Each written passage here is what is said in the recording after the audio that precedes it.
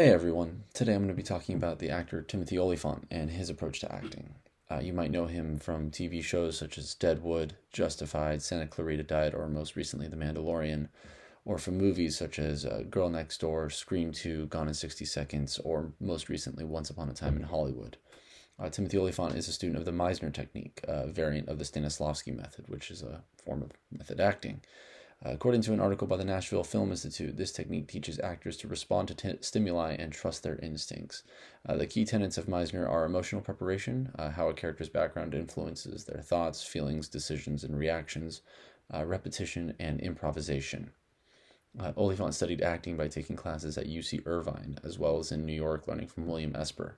William Esper is a disciple of Meisner and a prominent teacher of his method. Oliphant is such a vocal supporter of Meisner acting that he even gave a blurb for Esper's book, The Actor's Guide to Creating a Character, saying that this book reminds me of how incredibly fortunate I was to have been taught by Bill Esper. He's often said in multiple interviews as well that he's pored over the works of Meisner and Stanislavski when he was coming up as an actor and learning how to really hone his craft. As Oliphant says in a New York Film Academy Q&A, his strategy for playing the scene in Meisner's style is to memorize the lines so thoroughly that he's not worried about remembering them when it's time to shoot the scene. He also studies the actor opposite him, paying attention to their technique and learning from them to build his knowledge for future roles. This ties into both of Meisner's key points of repetition, which is through line memorization being completely off book, and responding to stimuli. He's studying his opposing actor and responding to what they're doing to make his performance even better. He also doesn't try to infer any backstory for a character, but rather builds the character's motivations exclusively from the actions in the scene as it is written, which shows a great amount of respect for the writer's craft as well as his own. One thing he really values about acting is putting in the work and effort to make your craft great. In an interview with GQ, the advice he gives to young actors to make acting appear to be natural and effortless is to fully prepare for the role and then act like you hadn't prepared at all.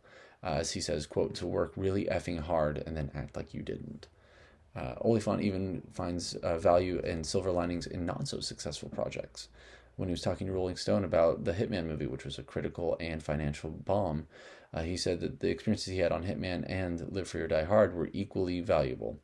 Oddly enough, those kinds of experiences perhaps arguably more valuable than these being successful experiences.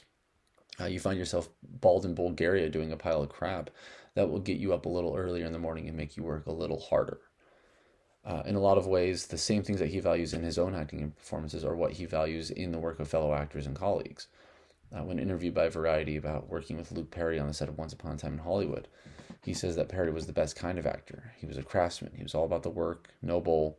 He showed up early, he did his work, and we spent most of our time talking about our families and just enjoying the job. In the Q&A I mentioned earlier, he also says that Quentin Tarantino kept phones off of the sets entirely because he wanted the cast and crew to be mentally present and focus strictly on the art of filmmaking, which deeply impressed him. This also ties back into the Meisner method of being fully present in the moment and not overthinking what you're doing as an actor. Overall, I can't say that my view of Timothy Olyphant has changed too much. I've always thought highly of him as an actor and enjoyed all of his performances.